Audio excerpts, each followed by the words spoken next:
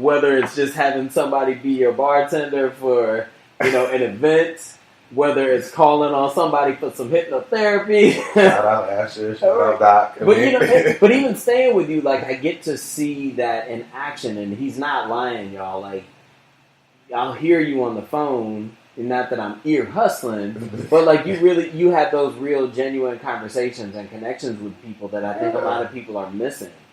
Listen, I was raised I'm an 80s baby. I was raised in the 90s. It was prior to tech, and I am also I'm not really all that much into tech. I have social media for what the purpose serves me for. My handle is Dr. Renaissance. That makes sense for what we do in dance, what I do in science, what I do in health. So perfect, it's useful. Mm-hmm. But I don't live there. What I live through is through connection. And so, like, if it's your birthday, I am not going to text you. At the very least, I'm going to call you so that you hear me say happy birthday. Like that type of thing. And so, what I most appreciated yesterday was everything, but also I got a FaceTime from Jasmine. Like, right. Jasmine and her husband, JT, just to take a shot. They live in California, have a new baby. Congratulations to them. And I'm going to get her on the show. Yeah, you should. Now that's a powerhouse of yes, talent. I'm telling you. Clear. Telling you. But it was like that human connection to be not even just send me a text to say congratulations, which would have been well received, but it's much more well received to get this much more energy. Mm-hmm. And so my intention is to, really do that same thing. Like, we are human. And humanity really is an affect, at least in my world, of connection. So, and can I share? I'm about to. Sorry. It's happening. So I'm doing. But what was like beautiful about that moment is like you had an emotional catharsis after you spoke with her. It's just like realizing how powerful that connection is. Yeah. Shout out. She didn't know. Like, that was not in real time even with her. Like, you're right. It was like when I got off the phone. Like, it was, damn. I guess that's not a person, but darn. You good? Okay.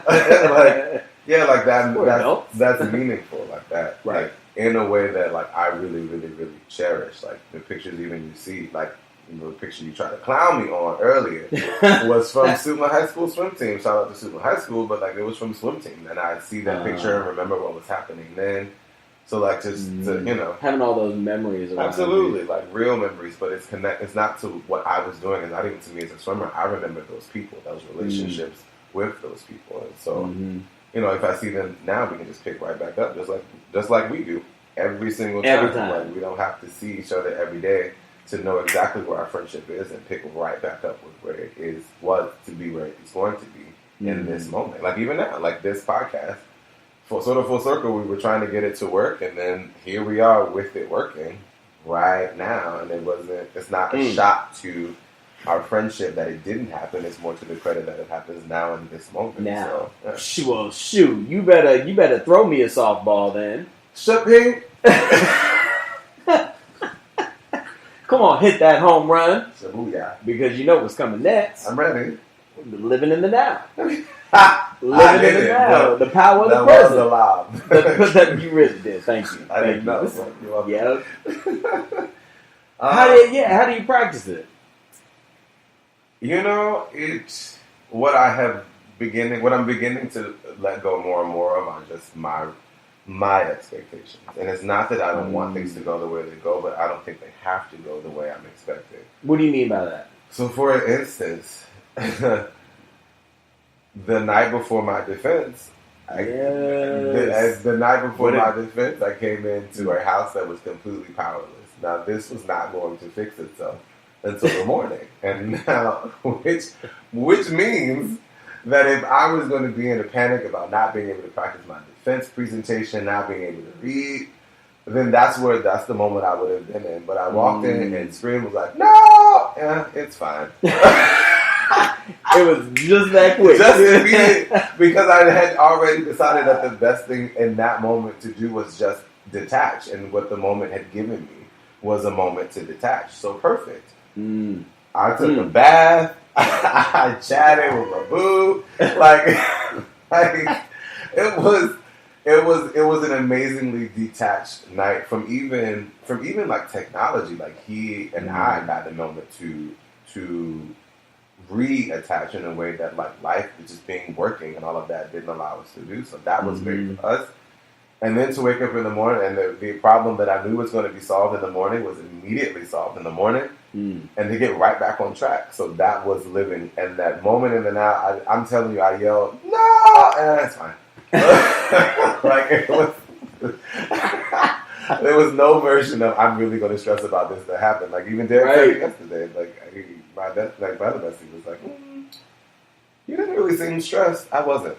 This was just information. But see, that's what's so dope. Like, you had a choice in that moment. You could have stressed. Truth. You could have cursed out the building for losing its power. You could have cursed out the electric company. Come here, Pepco. Right. Let me talk to y'all. It could have been anything. You could have done all sorts. Or even tried to go to my parents' house, which would have stressed them out in a particular way. Right. It could have been any of those things. But you take that moment and be like, you know what?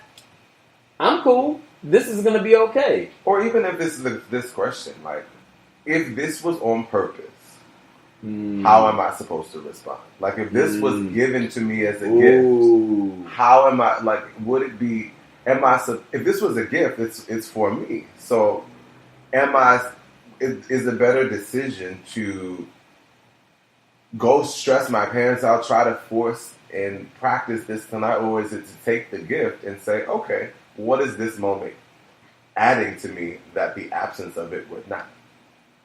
And so that's what I went with.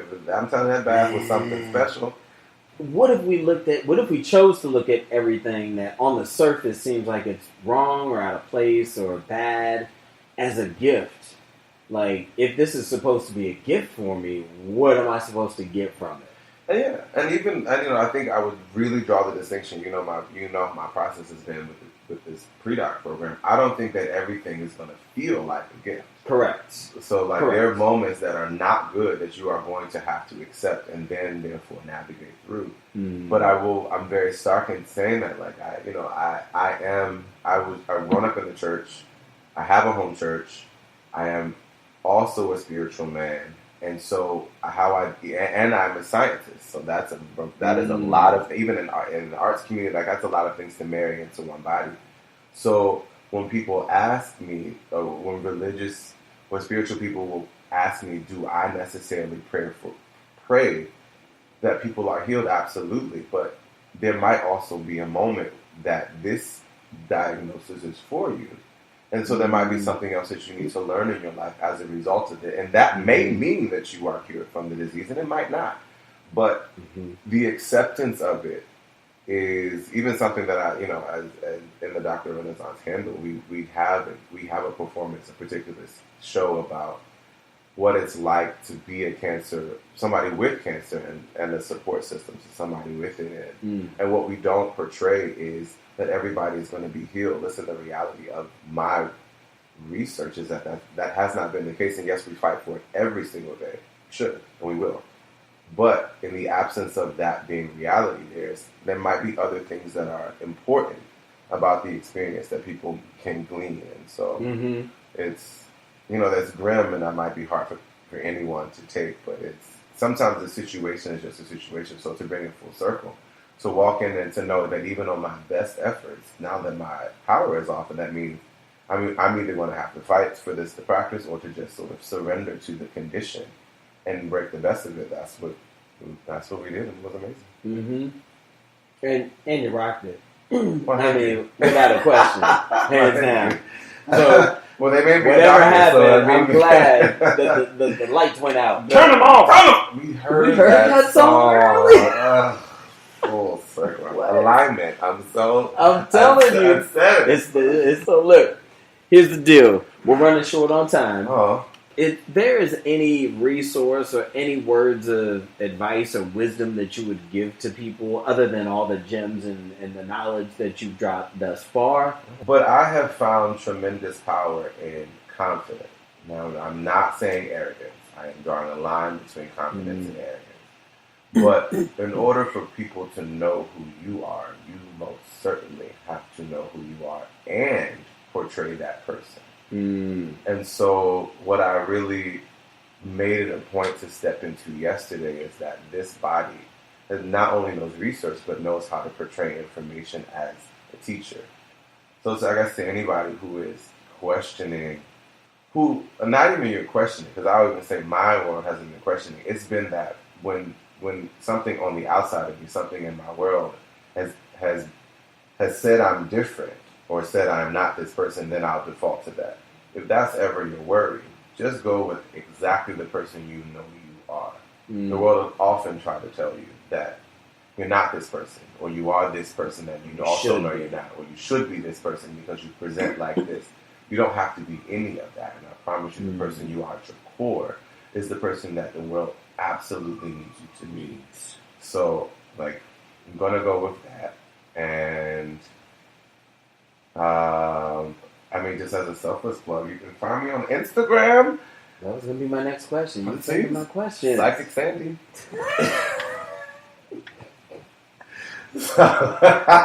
What's your Instagram? I'm sorry, let's just continue. My Instagram is Dr_Renaissance, R-E-N, let's see if I get it right, RENAISSANCE. You better spell. I know how to do it, only because I've seen it. Well, you better. I don't know if doctor can spell it. Right, you know. So, again, it's Dr_Renaissance. You can find New Renaissance Performing Arts Company at New Renaissance. That's on Instagram, and then just New Renaissance PAC for Performing Arts Company on Facebook. Let me just go back to this because that full circle, what we were talking about is what drew me to you, and also 2019 coming soon. Oh, and Sensoria 2019 coming soon. Do you have a website, by the way? I do. Oh shoot, you're right. Thank you. www.newrenaissancearts.com. There it is. Thank you. Got you. You know, helping out. We just Always talked about community, Jesus. Right. Resources. Use them. But what I was saying before that, which was, that's what I appreciated about you so much in the beginning of our relationship, is your confidence. And it wasn't arrogance. It was just, this man knows exactly who he is, and he's going to let the world know. And the world needs to know. You know, and the world needs to hear your message and hear who you are and what you have to offer. And initially, it struck a chord in me negatively. I was like, oh, man. But it was only negative because you embodied everything that I wanted to be and have since hopefully stepped into a little bit more than that time that we first met. And I just hope that a lot of people out there get that same message, that sometimes, you know, it's hard to step into who you are fully and be confident about it, but give yourself time and patience and forgiveness and compassion. Well, and you know, it's the quote, don't compare your chapter 1 to somebody else's chapter 22. Well, look, man, our time is up, but hey, thank you all for tuning in. Yes, thank you. Thank you, Dr. Darius Gaymon. I guess I should say my name. It's one of two things, and you can pick. It's Dr. Darius O'Neill Gaymon or Dr. Darius O'Neill. And again, putting them both together, just call me Dr. Renaissance. Well, look, y'all, thank you so much for tuning in. We can't wait to see y'all on the next one. Thank you, Dr. Gaymon. I'll see y'all soon. All right, peace, love, and light, y'all. This is Dr. Damon Silas signing off. From Mourning to Action, Powerfully Working Through Loss is a podcast based on Dr. Damon Silas's 2 books. The first is From Mourning to Night, Overcoming Loss, and the second one is What's Your Action Plan? 6 powerful ways to get unstuck in your life now. Be sure to check those 2 books out on the website www.damonsilaspsychology.com/store. You can also go on Amazon, Barnes & Noble, or wherever you can find any books and check that book out there. Furthermore, if you like what you hear, feel free to leave a review, and I'm always looking for guests. So please feel free to send an email to damon@tippingpointwellnessllc.com. And as always, thanks for tuning in. Peace, love, and light, y'all.